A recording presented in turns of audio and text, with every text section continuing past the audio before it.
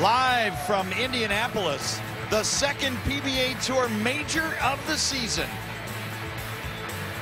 Anthony Simonson, already a winner at the PBA Tour's opening doubles event in 2016. Today, Anthony Simonson is on his own. With a win in one match today, Simonson would become the youngest major champion in PBA Tour history. The United States Bowling Congress Masters, now from Woodland Bowl.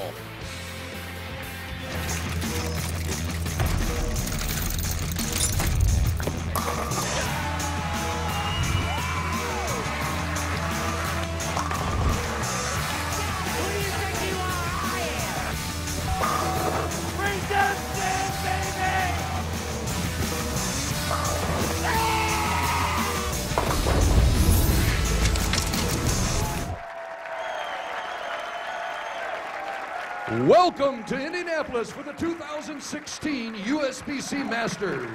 It's time to meet the 5 finalists for today's competition. The number 5 seed has one PBA Tour title, making his second consecutive TV Finals appearance from Riverview, Florida, Tom Doherty. The number 4 seed is the 2013 U.S. Open champion and past PBA Player of the Year from Pflugerville, Texas, Big Wes Malott.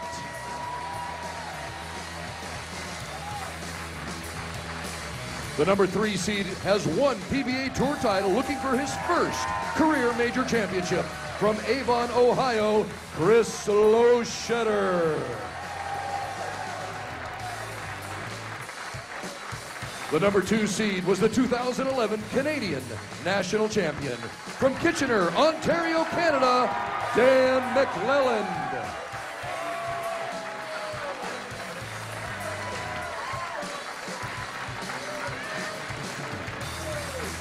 Our number 1 seed has to win only one match today to take home that first place prize of $50,000. Will he be the youngest player ever to win a PBA major at age 19? From Princeton, Texas, Anthony Simonson. These are your competitors for the 2016 USBC Masters.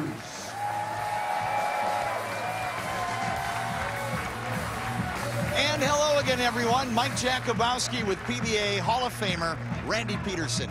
Kimberly Pressler reports laneside today. History made last week at the PBA Tournament of Champions inside the Fire Lake Arena. Randy, more major history, a possibility today. It's the beauty of major championships, Mike. It's where careers are defined and history is made. And we witnessed that just last week when 20-year-old two-handed left-hander Jesper Svensson became the youngest player in PBA history to capture the Tournament of Champions. This week, it's your number 1 seed, 19-year-old two-handed right-hander, Anthony Simonson. He got off to a great start this season by capturing the Marshall Holman doubles event with partner Connor Pickford. And in his first singles event, his first singles appearance, he looks to become the youngest player in USBC history to win. Not to mention the youngest player in PBA history to win a major. 4 other players will have a say as to who meets Simonson in today's stepladder final as we complete in classic stepladder fashion. Dan McClelland, the number 2 seed, Chris Loschetter, the number 3 seed, Tom Doherty versus Wes Malott in our opening match. And Wes Malott, owner of one career major among his 10 PBA Tour titles. His only major, he did it in striking fashion against the greatest player on the planet, Jason Belmonte. Nothing like hoisting the eagle. And Kimberly Pressler is standing by right now with Wes Malott. Thanks, guys. So, Wes, I just saw you throw a practice shot, but we talked earlier in the week, and someone said that your knee was tweaked. What is the status of it right now? Well, Kimberly, first off, I want to say hi to my kids, little Kenny, and a special happy Valentine's to my wife back home. As far as my knee, in the match against Alex Aguiar Friday evening, I went to run a shot out, and it kind of twisted and popped, and wasn't sure I was going to be able to bowl Belmo on Saturday morning, but you know, iced it, took care of it, and came back and actually felt better than I had all week. So I'm here to play. All right, well, let's move on from the knee and talk about the fact that you've won plenty of titles over your career, but you've only won one major. Would you say that at this point in time your focus is just winning majors? No, not at all. My job out here is to compete and make a living and make sure that my family's well at home. So all titles count out here, and hopefully we can bring another one home today and add another major. I mean, this is a tournament that I've lost to Belmo, and I've already beat him once, so now it's time for those guys to come beat me. All right, well, good luck to you today. Thanks, Kimberly. Guys, Wes Malott is looking forward to hopefully being the second player ever to climb the stepladder and win a USBC Master. Jason Belmonte was the first to do it in 2014. USBC Masters format, 417 bowlers, bowled 15 qualifying games, cutting to the top 63 with defending champion Jason Belmonte. Double elimination, 3 games, total pins match play, with the top 5 advancing to our step ladder final. Wes Malott taking on Tom Doherty. And Wes, as the number 4 seed, indicates that Doherty will begin the match. Opening shot, it's the Masters. Doherty, power mix, Strike to open. Doherty, a lot of momentum in his camp coming off last week's Tournament of Champions show. Speaking with him the other night, very confident. And now Wes Malott. Speaking with Wes yesterday, 39 out of Pflugerville, Texas, those 10 PBA Tour titles. Looking to even up his career television record with a win here in the opening match. Wes returning to form and starting to get that Player of the Year confidence and the strut of the big nasty opening shot. 10 pin erased.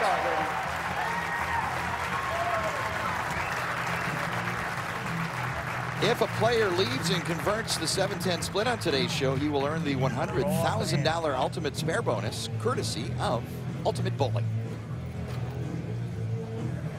Wes Malott getting things started quickly there. The party has started with a little messenger action. Wes getting a good feel, reporting that halfway through the qualifying, he felt like Player of the Year Wes Malott. Strike apiece, second frame, opening match. And they all fall down. Double for Wes. A lot of players on the PBA Tour feel like Wes Malott is one of the best out here. Nicknamed Beast for a good reason. He's got probably the greatest release going this side of Pete Weber, and looked like the pins kind of knew who was letting go of that ball on that shot. Doherty up, second frame, and the ball crosses over, and it's a 3-10 split. Why do I have to leave that every time? Last week he left the 3-10 3 times and missed it twice. And that's why he gave you the remark, I can't make this. Tom Doherty actually an excellent spare shooter. Note the wrist position at release here. Uh-oh, stuck. Still made it. Good spare, clean frame for Tom Doherty. You see it often enough, it becomes the hammer tough spare replay. Even sticking at the foul line, he was able to direct the ball on line. I think he's happy. You mentioned Doherty in rhythm. He's not a practice guy, but bowling 17 days in a row is giving him what he needs. A lot of games, too. He said approximately 120 games over that span. Touch high, avoids the 4-9, just the 9 stands.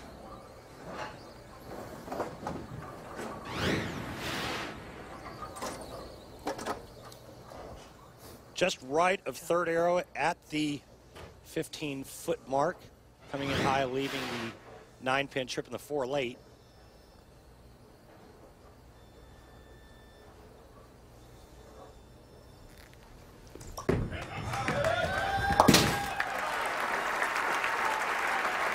Take a look at our USBC Masters oil pattern.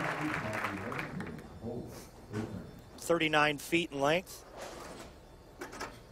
Medium scoring pace. I think USBC did a great job with this oil pattern because it lent itself to multiple angles, and you saw players using urethane early to try to go straighter, then switching to more aggressive equipment, moving in. There was a lot of strategy involved with. Randy's a little loud over there. Sorry, Wes.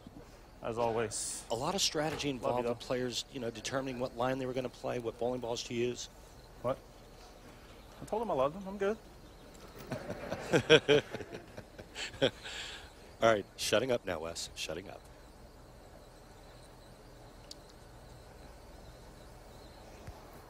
Taking a look at the path of Wes Malott on the way here, defeating Francois Lavoie, Walter Ray Williams Jr., Alex Aguiar. And the big match was the three-time defending champion, Jason Belmonte. Before losing to Simonson. And a forfeit. Wes mentioned that stopping the Belmo run was the most nerve-wracking match he's had.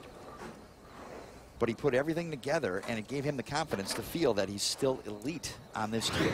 Yeah, it was a great match. Probably the best matchup that we had this week.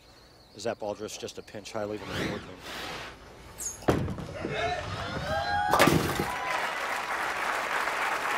He said, yeah, that was a huge momentum builder for him, and taking out Jason Belmonte, who's basically owned this event for the last 3 seasons. Absolutely stellar, amazing run. No one ever thought that there'd be back-to-back winners again at the Masters, much less 3 in a row. And Belmonte went deep in this event, making a run for an unprecedented 4th title, and Wes Malott played a role in stopping that run. 4th frame, Malott leads by 10 pins.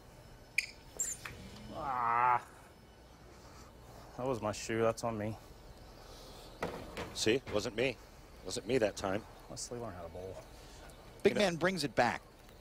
And one of the keys that he told us about the other day was that he has to stay slow at the start to keep his feet under him. Gets too quick early, he tends to tip forward, makes his swing steep from the top. And splits the 8 and the 9 strike for Wes Malott. The shoe never squeaks.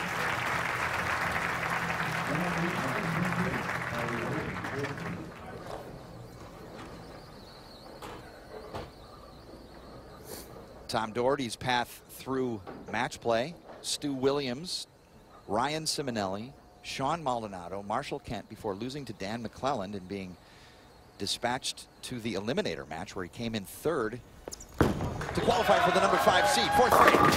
Power mix strike for Doherty. A lot of great players on that list that he took out.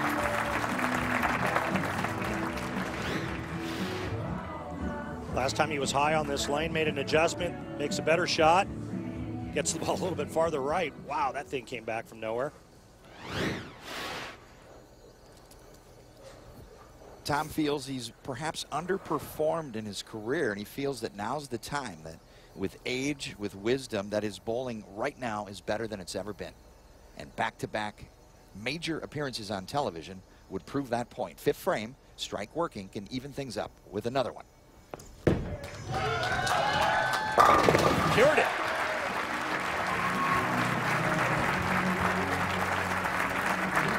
Great shot there, 10 in the pit for Tom Doherty. A little bit farther in on that left lane, and ball was dead flush. He's all about feel. He's a field player, and he prides himself in executing.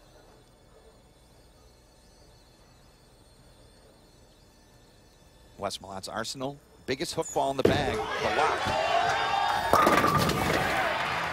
With the new oil that the PBA has introduced for the 2016 season, it's been very thick and very heavy.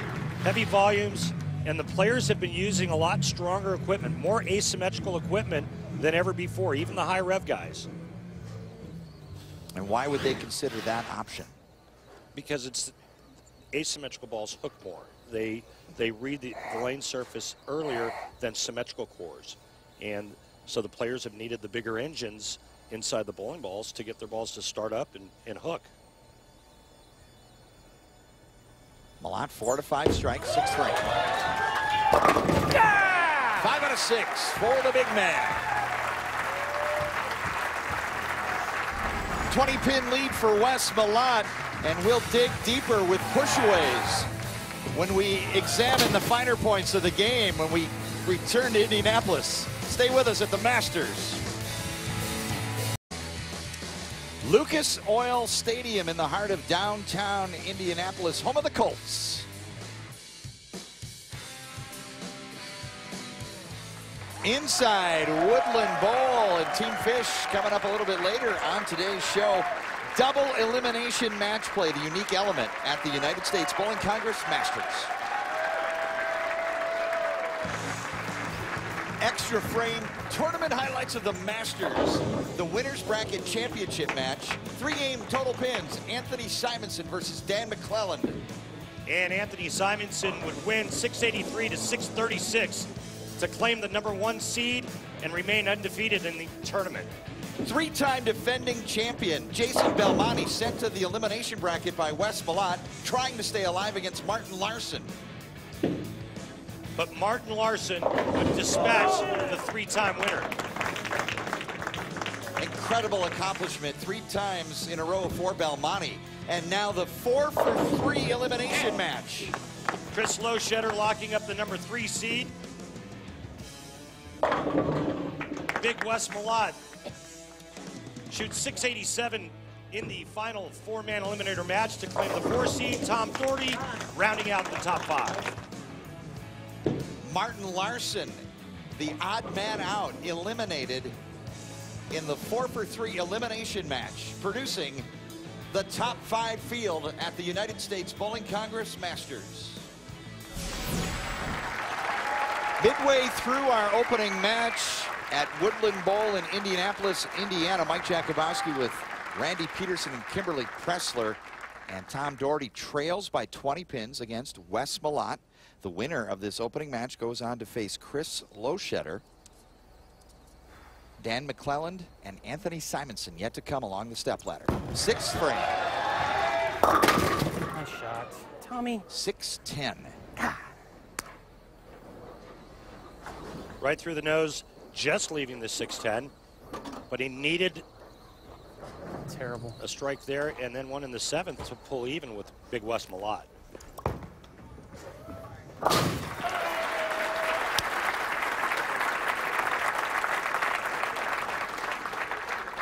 Let's take a look at our track tech talk. 2 different ways of bowling without using your thumb. Check out the elongated push away, Tom Doherty there on the left, and 0 push away from Anthony Simonson on the right. So Tom Doherty likes to keep his feet slow to give his swing time to develop, whereas Anthony, he has to get his feet moving to create ball speed. 2 different ways, not using your thumb. Doherty the no thumber in the 7th, and again tight on the nose, this time the 3 with the 610.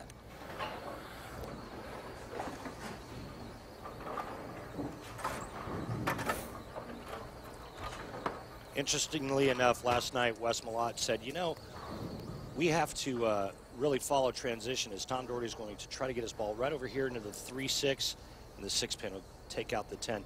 He says staying in front of the transition, key. Spare for Doherty. They're cheering him on at his home center, Oakfield Lanes in Brandon, Florida. Doherty also owns 9 PBA Regional Tour titles, bowling primarily out of the South region, near his hometown of Riverview, Florida. Key shot for Wes Malott. He can really take control of this match. Increases lead to 35 right here with a strike.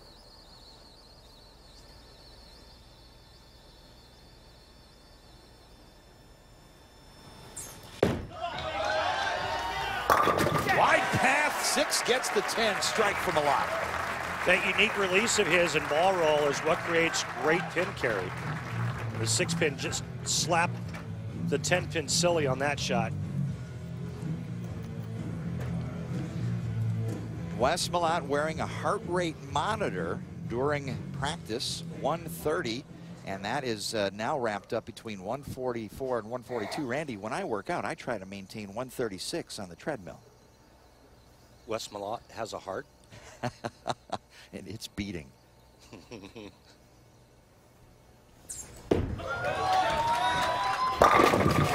great shot. You know, it looked like his heart rate was pretty steady, and that's Big Wes. I mean, he's not a real emotional guy, and I think that's also what makes him so great. He's able to kind of just flatline it. Doherty operating with the raw urge. It's a 9-point hook on a scale of 10, indicating hook potential. 8th frame. And trouble with the nose and another 3-6-10. Didn't stay in front of the breakdown or the transition as the lanes start to change and dry up a bit. Tom has not been able to stay in front of that. Last 3 shots in a row, all going high. Another 3-6-10. Tom Doherty, unfortunately, running out of frames.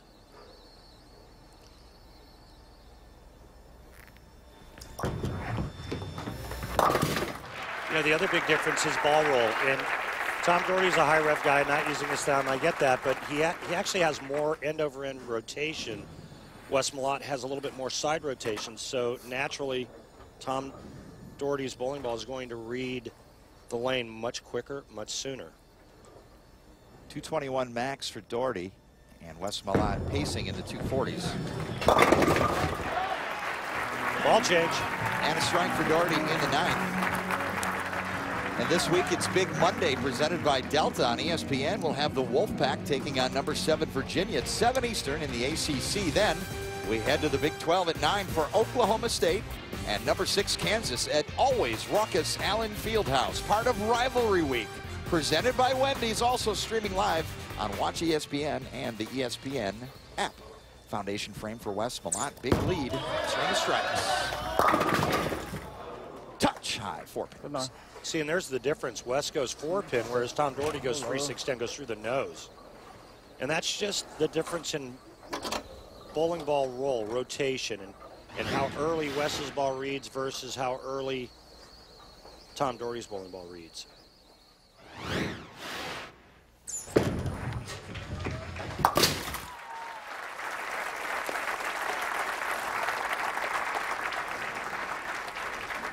You know, he told us both, he says, you know, if you get by the first couple of games, there's a really good chance of running the ladder because you have that roadmap and how the lanes are transitioning, and you know when to stay in front. You know, like after 3 shots, you got to move, even though your bowling ball hasn't gone high yet. And we'll just have to wait and see if Wes can get a couple of wins under his belt. He might just run the ladder.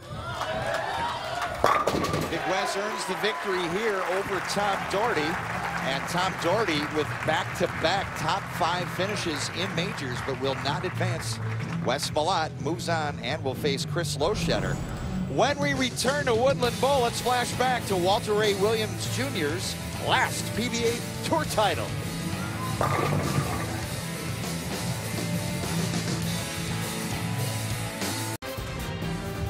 Wes Malott, a winner in our opening match over Tom Doherty, moving along the stepladder, and a big string of strikes in the middle, Randy, propelling him to victory. Yeah, he was just real solid, stayed ahead of the transition and made the right moves and made great shots.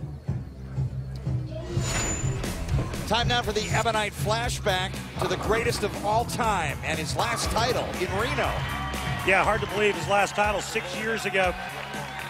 Takes out Ryan Simonelli, and then in the title match shoots 290 against Chris Barnes. Look at Walter Ray just slinging wood.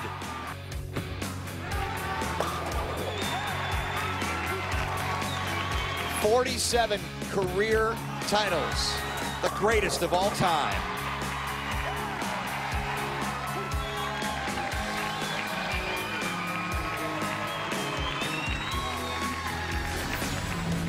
USBC Masters stepladder final score 258-189. Wes Malott now moves up to face Chris Loschetter. Dan McClelland and 19-year-old Anthony Simonson are along the stepladder. Anthony Simonson with A.J. Johnson, runner-up here last year. Will he be the youngest major champion in PBA Tour history? He's got a couple of matches to find out who his opponent will be. Before the break, a sneak preview at a 30 for 30 short, the bad boy of bowling, featuring PBA Hall of Famer Pete Weber. Coming up, we're bowling with Pete Weber. I think the best way to describe Pete Weber is controlled chaos. you know that the guy's going to just absolutely erupt. Pete Weber changed the game as we know it. He made bowling watchable. The ratings for bowling are beating the ratings for hockey. Well, have you seen this guy, Pete Weber? Have you seen, do we have tape on this? Do we have this guy? Watch this guy. If there's no Pete Weber, I don't even know if there's bowling. I don't call myself the best in the world because I suck. Who do you think you are? I am! Every sport needs a bad guy. Every sport needs a hero. I just so happen to like to play the role of the villain.